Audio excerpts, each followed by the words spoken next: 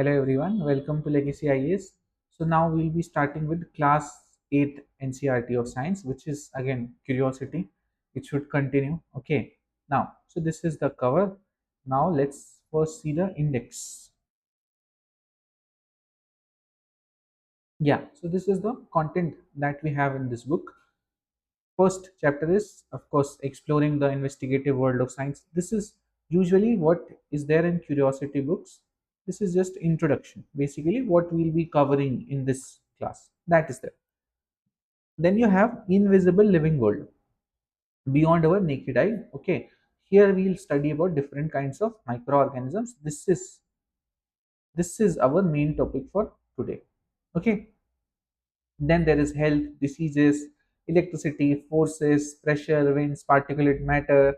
Okay, nature of matter, some chemistry, some physics, and then we will end with this. Okay, so this is Constitution of India rights.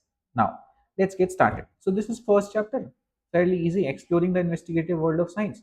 It just introduces you what we are going to study in this class 8.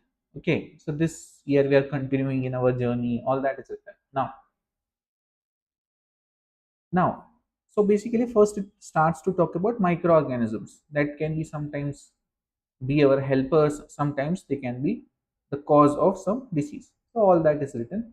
Then it talks about electricity, how that works, then idea of pressure, how force work. Okay, then it will talk about, it will go inside the substances and see what particles are made up of, all those things. Then then we move into the world of light, so reflection, why light bends, all those things. Then of course in the middle they have one chapter related to astronomy. So here also we will talk about moon, different phases of moon, how we form calendars using it, all that. Then in the final chapter we put it all together and we try to understand why earth is just right for life, and we will recognize some challenges that we are facing on earth right now, like the climate change and all that. Okay, now then it starts with again same thing, some normal thing that you think of it as very normal, and they have told that this itself is an example of scientific exploration. So basically in this case what they are doing, they are what you do with puris. Okay, so you are trying to make the puris fluffy and cooked.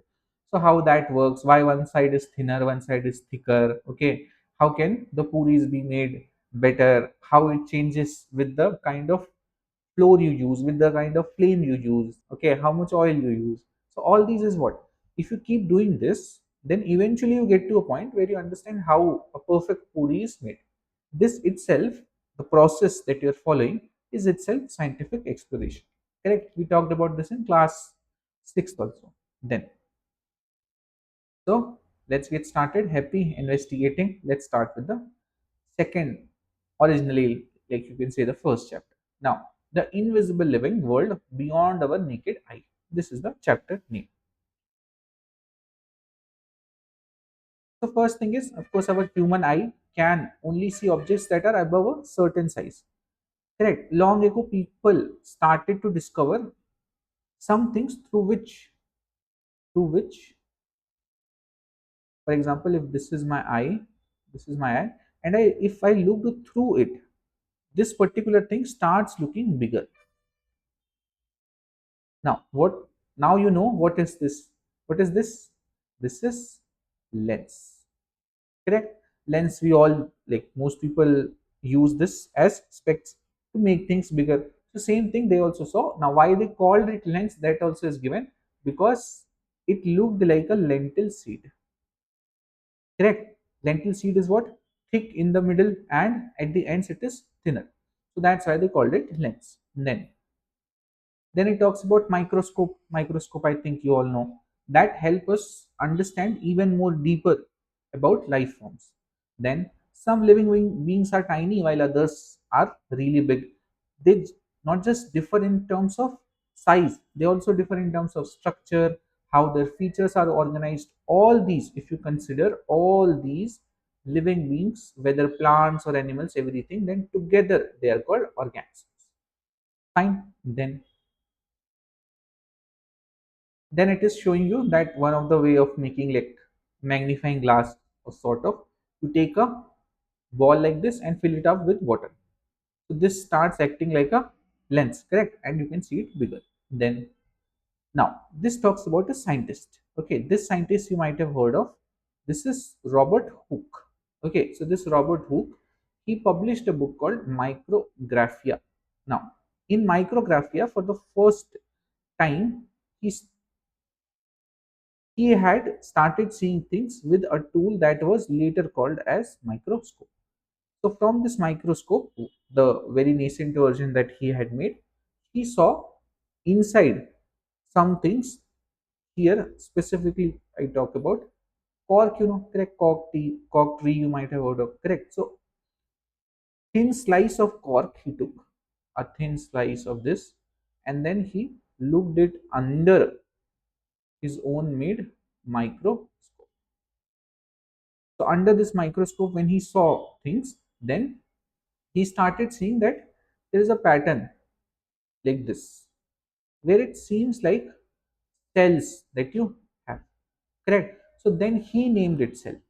So it was a honeycomb pattern, and he drew what he saw and called each of these small places as cell. And this is from where you get what we know today as cells. Then there was one more person called Antonio. Now, Antonio Juvenhock, what he did, so he actually made much better lenses. So basically, because he could make much better lenses, so he could go beyond even small bacterias, even inside RBCs. He started looking. So describe tiny things, tiny living things like bacteria, blood cells. Because of this, he is known as father of microbiology. Who? This Antonio Leeuwenhoek. Understood? Okay, so these are the two scientists. Now we come to the fourth thing, which is what is cell? What is cell? All living beings are made up of cells, correct?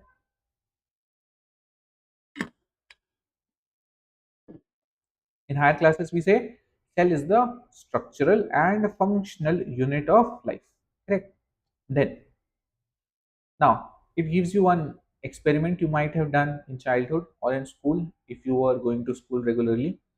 Okay, so this is about onion peel. So what you take an onion, correct?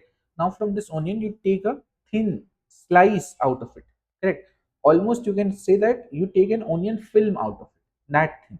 So then after you have taken this out, now what you do, you drop one drop of saffron on it so that it gets some color. Why we are putting color? So that the images that we see are much more clearer. Then after that, you try to clear, like if there is too much of saffron in, then you try to clear it. Then you drop glycerin over it. Okay, why you drop glycerin? Because it increases the clarity of images and it helps in preventing drying of the cell, so the cell does not get dried up. Now after that, you put a cover slip over it, correct? Cover slip that slides, like glass like slides you must have seen, so that you put above it, and now you are looking it under a microscope. This is a very simple foldable microscope.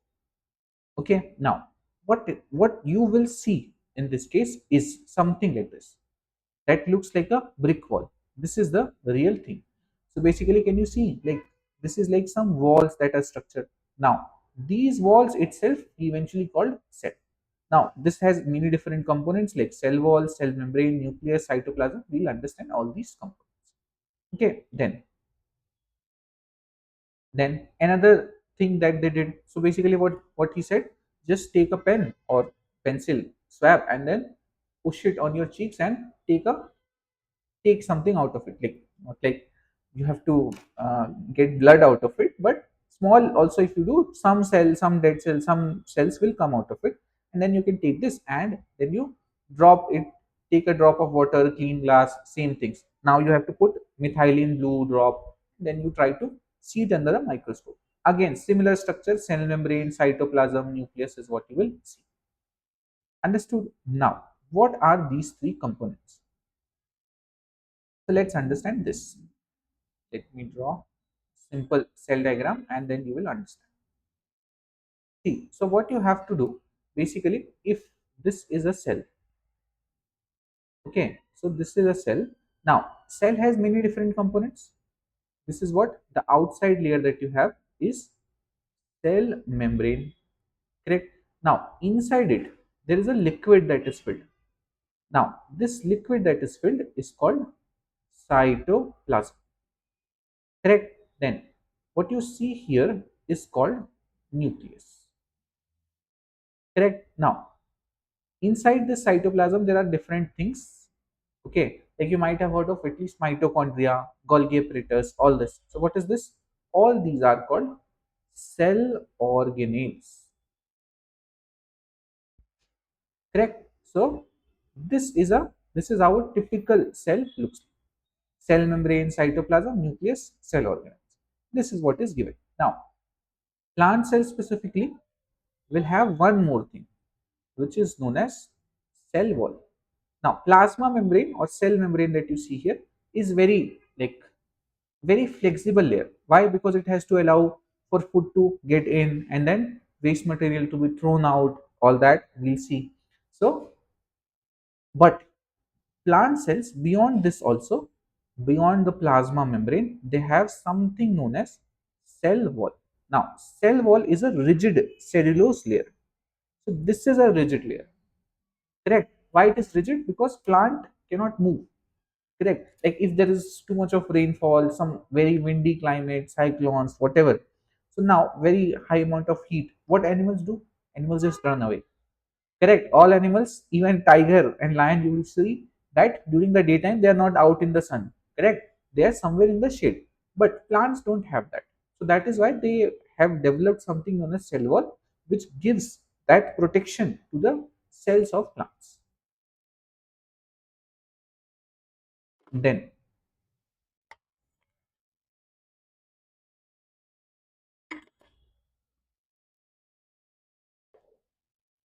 Then it says the nucleus regulates all activities that occur within the cell.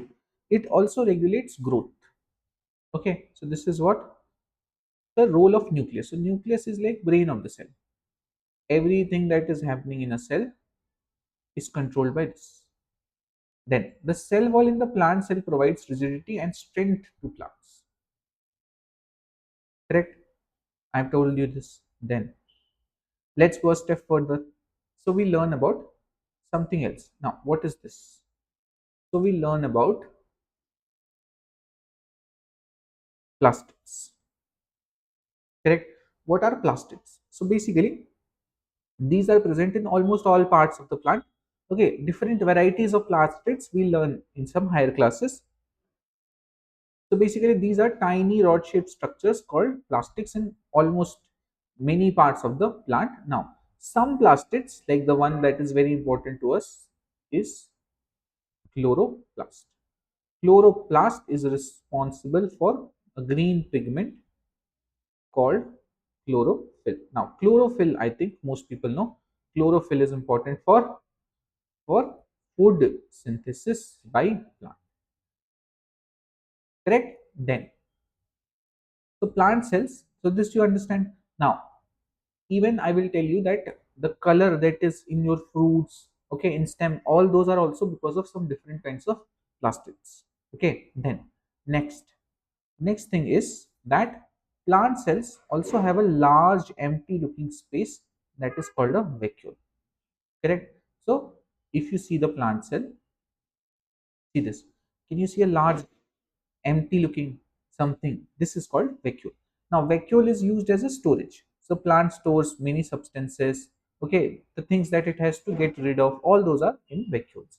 Now this gives strength and support also to the plant because it provides a central structure. Then in animals, this vacuole is not usually present, or even if it is present, then it is very small. Okay, then now, so you understood the three things I have highlighted. See this cell wall only plant cell have, then chloroplast again only plant cell. Why? Because only plants prepare their own food. What we do? We just eat food, correct? Directly, we are not synthesizing food for ourselves in our body. Then vacuole plant has a very large vacuole, usually just one vacuole.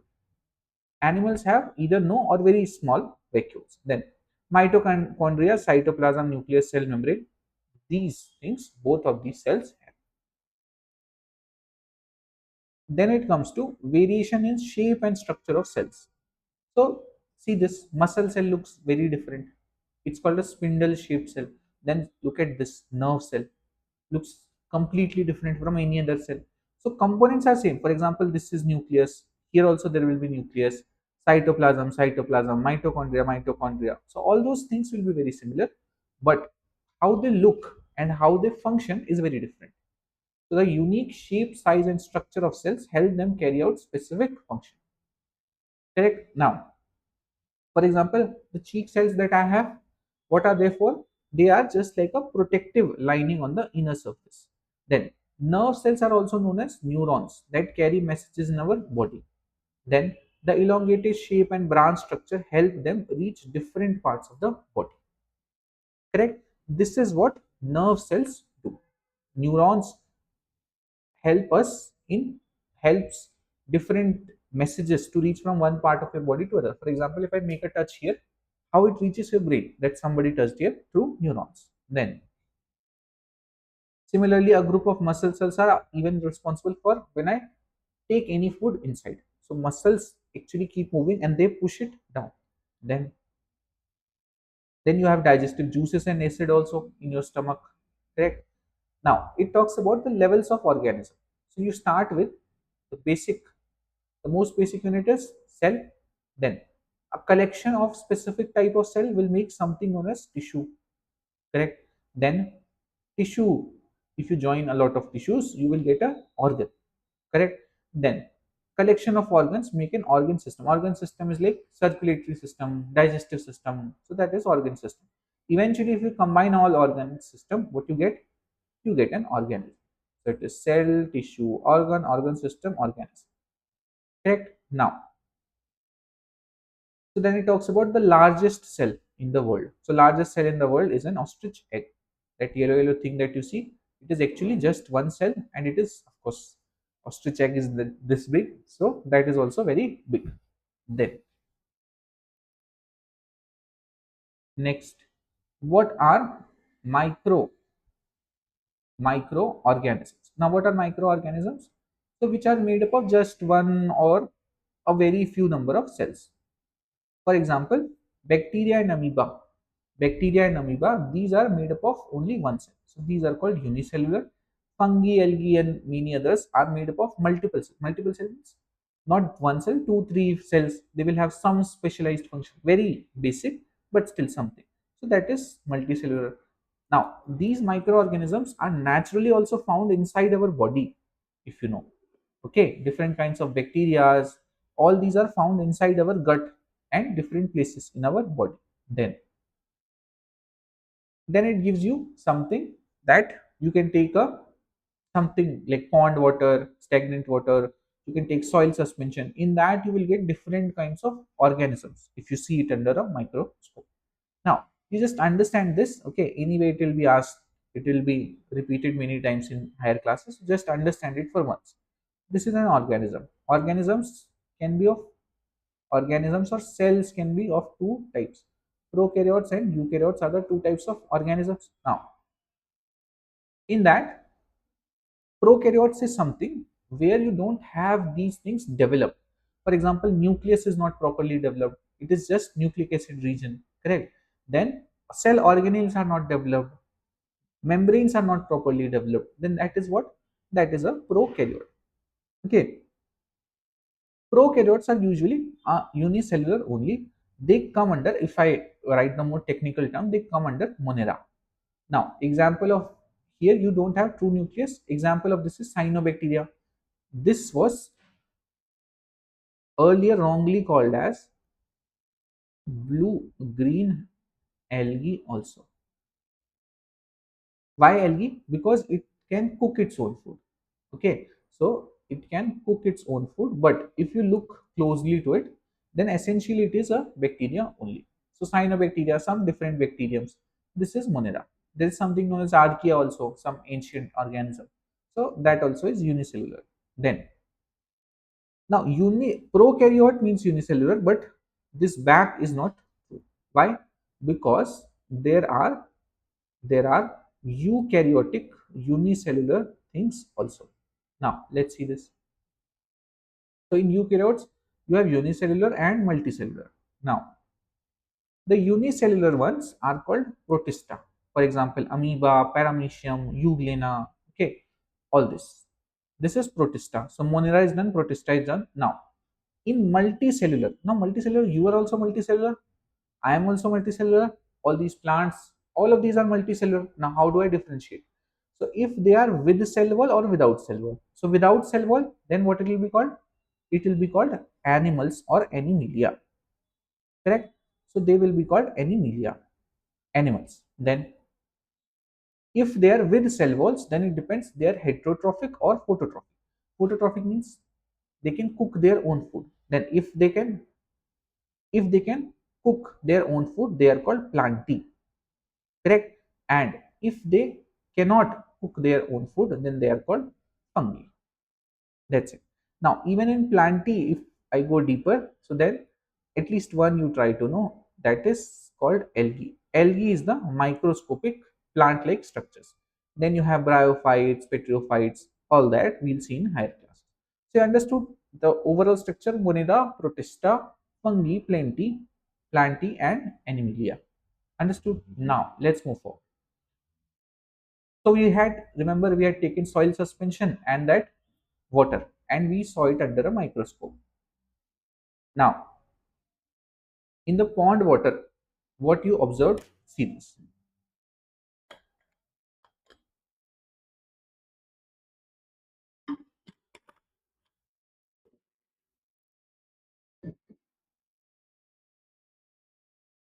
In pond water, what you observed is single cell moving irregular shape, which is amoeba, a type of protozoan. Now, how it moves? Using something known as pseudopodia. Okay, now pseudopodia is what? So basically, these structures, what happens? It moves forward. Now, these pseudopodia goes and sticks to the surface. Now, the other part of the body, so this is just extended cytoplasm only. The other part of body is movable, so the other part will be pulled forward, and this way it is moving forward like this. This it also uses to engulf food. Then you have paramecium. Perimecium again single celled, okay, and they have structure like this hairy structure all around, small small. These are called cilia. This is used to move. Then algae. Can you see these two tentacles? These are called flagella. Using this, algae moves. This is again single cell, looks green. Why green? Because it has chlorophyll. Then in soil suspension, you saw different kinds of fungi. Bread mold is a fungi. Different kinds of fungi. Algae. Correct. Algae is little different because it can cook its own food. Then different kinds of bacteria. All that you will find. Now, this is a weird thing, which is the virus. What is virus? These are microscopic acellular entities. It means they don't have own cell. What is a cell? Cell is something that can survive on its own, does respiration, does reproduction. Now, viruses are acellular or sort of non-living until they come in contact or they go inside something that is living in nature. Then only it can go inside. Correct? And then it starts to replicate and do all these things or cause a disease, whatever. So this is living in nature. When it goes in the living bodies, then only it becomes active. This is called virus. Then where have you seen microbes? Correct. So you must have seen microbes all around, everywhere, even the deepest Mariana Trenches to like volcanoes, correct? Even in some far off, like deep inside Earth or very high up in the sky, all these places, deep inside sea, you will have microbes. Be very sure about it. Okay, so everywhere you have microbes. Then it talks about pickles, correct? In pickles in murabbas, why don't they get covered by microbes? While if I keep, let's say, um, a coconut or an apple outside like this for some time, what it develops mold around it, correct? Some microorganisms appear from somewhere. From where? From all these environmental things, because they're available there. So now Pickles and murabbas, how they are protected? So they are protected using two things. One is this oil. Okay, so oil protects it, and they have a lot of sugar or salt in it, which makes it not very compatible or something that the microorganisms would like to grow, and that is why they are saved. This is called pickle. Then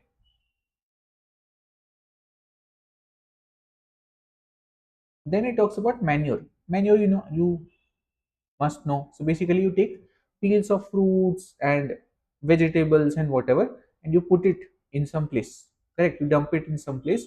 Over time, what happens? It turns into something dark colored material. This is called manure. In Hindi, we call it khad. Correct? Now, what is this?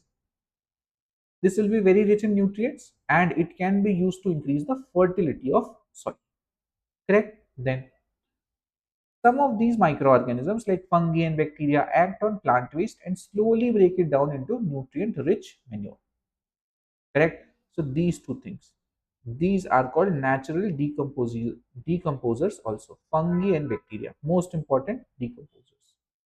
Anything that you left here and there, or some plant, trees, animal, whatever is just on the ground dead, then who will consume them or who will decompose them into simpler things? Bacteria and fungi. Then it talks about creamy. So basically it tells that even in India's old text, we had talked about visible and invisible entities. Okay, these were called cremies. Okay, then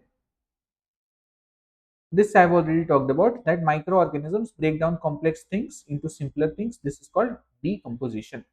Microorganisms also decompose dead animals. They also help in recycle of waste and return important nutrients to the nature. Then manure formation occurs at optimal temperature and appropriate pressure moisture level. Correct? You need certain conditions. For example, warm condition, moist conditions. These are good for decomposition. Correct? Then there are bacteria that can decompose even waste like cow dung. So they are not just doing decomposition, they are also like cleaners for our environment. Correct? Recycling of waste they are doing. All these are their use cases. Then, so you understood that why they are so important. Otherwise, for example, if you just some animal is dead, let's say, now it is left on the ground. Now some part of it will be eaten by some animal or anything, but large part of its skin, some dead cells, some here, there, all these things will remain. Now, nobody is going to eat that, any animal, nothing. So it must be decomposed. Now, these bacteria and fungi actually decompose them and thus clean it, correct? And gives the nutrients back to the soil. Then, so that is why they are useful. Then again, another use case of microbes. So bacteria and fungi again, if they are left in an oxygen free environment, it is anaerobic environment, then they tend to decompose plant and animal waste into and household wastewater into something known as biogas. Correct? So they start releasing biogas from them. Now biogas is very useful. Why? Because biogas is composed of carbon dioxide and mainly methane. Methane is just like a fuel, like natural gas, correct? Compressed natural gas, CNG, you must know. CNG is what? Compressed natural gas. What is that natural gas it is talking about? This is CH4 or methane only.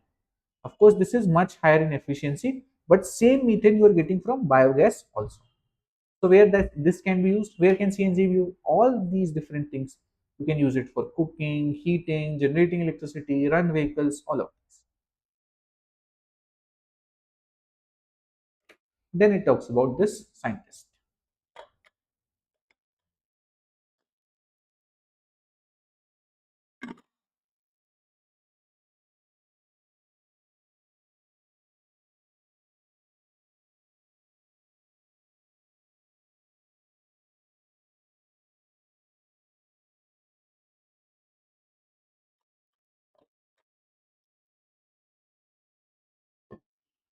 Yeah. So what is this? This is a scientist named Anand Mohan Chakraborty. Now, he studied bacteria in 1971. He developed a special bacterium that could break down oil spills. This was also a mains question. Okay, mains question it was, that how microorganisms can help in treatment or cleaning of environment, especially with respect to oil spills. You could have quoted this person, and he got patent for this also in 1980 for development of such bacteria. Then he has contributed a lot in this field, that is using of microbes in cleaning of environment.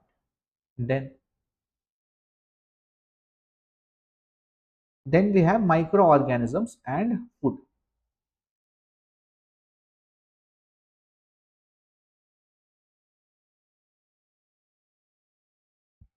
Yeah, just a little bit left. Now, microorganisms and food, if you look, so basically it talks to you that you should learn about another type of microorganism called yeast.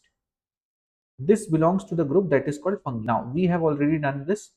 Fungi, there is yeast, there is mold, there is mushroom. Now, yeast is what? Yeast is unicellular, and these other two are multicellular.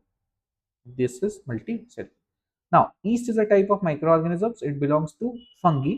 Yeast grows well in warm condition. Why it is telling you all this? Huh? What use case does yeast have?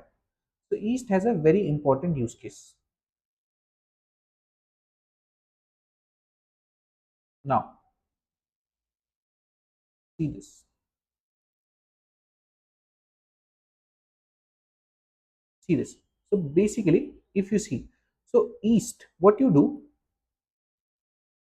you take, for example, let's say you take two beakers. It is given like this in the in this. Yeah, see this. So what you are essentially taking, you are taking two bowls A and B. In one of them, these both are filled with some kind of flour, some atta. Correct. Now you put yeast in the first one, and you don't put any yeast in the second one, and then you put some water, and then you try to mint it. Okay, now eventually you need the floor, and then eventually what you will see, that this remains the small needed version that it is there, but this one grows into something much bigger. Why something much bigger? This you understand. So what happens? Yeast, when it grows, it will, because this is just like an animal, like you and me are, correct? So it will do some kind of respiration. Now, when it respires, what it will release? It will release carbon dioxide. Now, this carbon dioxide itself is trapped in that dough, because of which it becomes soft and fluffy. Then, yeast also produces a small amount of alcohol, correct? So, when it absorbs all this, it also produces a small amount of alcohol. Now, why this is important? So, because of this alcohol, the smell changes. Correct, like when you take dough for, let's say, for making idli, or let's say for making bhatura. Now if you just leave it for some time, after that the yeast grows, and you must have felt some sour smell. That is actually because of production of alcohol. Then then so something similar is happening here also. Then the last thing is, so these are the two reasons why it is used in the dough to make, um, to make bhature. Now, similarly, it is also used in fermentation of batter, that is used in idli and dosa making. Also, similarly for bhatura. So, fermentation of batter is also done by small amount of alcohol, CO2. All this is done by yeast. Then it talks about another thing, which is the bacteria called lactobacillus. So now again, it goes very similar. So basically, you take two bowls A and B. Now, in A bowl, what you will do? You will keep warm water, correct? And in this, you will keep, sorry, warm milk, and in this, you keep cold milk. Now, you add one spoon of, let's say, curd in it, one spoon in both of them. Now this you try to keep in warm environment only, and this you try to refrigerate or put in cold environment. Now what do you think, where you will get like good amount of curd and everything? Of course in the first one, this you know intuitively also. Now why is it so? So basically you will find that the you will observe that in bowl A the milk has turned into curd after a few hours and has become little sour, whereas in bowl B the milk has not curdled, but it might be little sour, that is fine. So it has not become curd. Now why is this? Because of the action of lactobacillus. So what is this lactobacillus? So lactobacillus is a bacterium that eats milk sugars. What is the example of milk sugar? For example, maltose. So it eats maltose, and then what it does, it multiplies and ferments the milk. Essentially, this will make something that we know as curd. Correct. Now, this also produces something that we know as lactic acid, and this is why the curd is sour in taste. Understood? Lactic acid, which makes the curd sour. Then these bacteria grow well in warm condition. This is why curd is formed in bowl A but not in bowl B, which was lukewarm milk and then kept in warm climate. Then there is some bacteria, for example, rhizobium. Now, what does rhizobium do? So, rhizobium is very famous for being present in root nodules of certain plants. Now, in the root nodules, what it does? This you might know that it does nitrogen fixation. Nitrogen fixation is a very important component. Otherwise, the atmospheric nitrogen the plant won't be able to take. Correct. So these are the this is another use of it. Now it is telling you about more microalgae. So microalgae is something that is a microscopic plant-like organism. Correct. Algae then that live in soil, water, all this. Now this line I think is important, which is it produces more than half of Earth's oxygen supply. Can you think? Half of our oxygen supply on Earth comes from what? Comes from algae, more specifically microalgae, which we can't even see properly. Correct? So that small algae is actually producing half of our oxygen supply. Correct? Then what else they do? They are a very good source of food also. They are used in, for example, spirulina, chlorella, diatoms. All these are used as health supplement also. Also, they are used in cleaning water. I have underlined all of these. Okay, this PDF, if you want, you can get from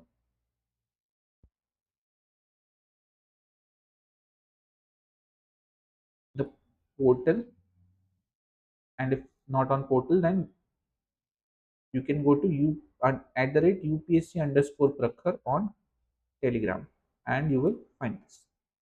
Okay, then so this I have underlined health supplement, cleaning water, making biofuels. All this is done by them. Making biofuels, this we'll read about first generation, second generation, third generation, fourth generation. So the third generation of biofuel actually involves algae. Okay, then however, pollution, climate change, habitat destruction are threatening microalgal diversity and abundance. This is a issue why it is facing problems. Then it talks about one specific thing, that is spirulina. Now, what is spirulina? So this is a type of microalga. Now, this is an important source of vitamin B12. It is also very rich in protein. In fact, 60% of its body weight, if I tell you, 60% of its body weight is actually just coming from fat, is coming from protein itself. Correct? Then conservation of microalgae is a good practice for ensuring food security and livelihood development. Then you understand this. How can you grow this? So you take a small amount of them, you add them in water, you provide them with sunlight and environment, and it will start producing its own food and start multiplying. So that is how you produce them. Then cell. As you understood, it is considered the basic unit of life, correct? Now, there is multicellular. This also we have understood. Some bacteria and protozoans are unicellular, only one cell. Multicellular have multiple cells. Other microbes like algae and fungi, these can be made up of one or more cells. For example, yeast is unicellular fungus. We have talked about this, while mold is multicellular fungus. Then last things. Now, this we have talked about that with the cell wall, if you remember that classification, with cell wall we had two types, fungi and plantae, correct? We had two things. Now in fungi also we have cell wall, but they do not have chloroplast, so they won't be making their own food. That is why they are not coming under plantae, correct? Have this difference very clear. Algae is like plant or one of the part of plantae, and it can make its own food. Fungi cannot. But fungi has something known as cell wall. Cell wall is present in them.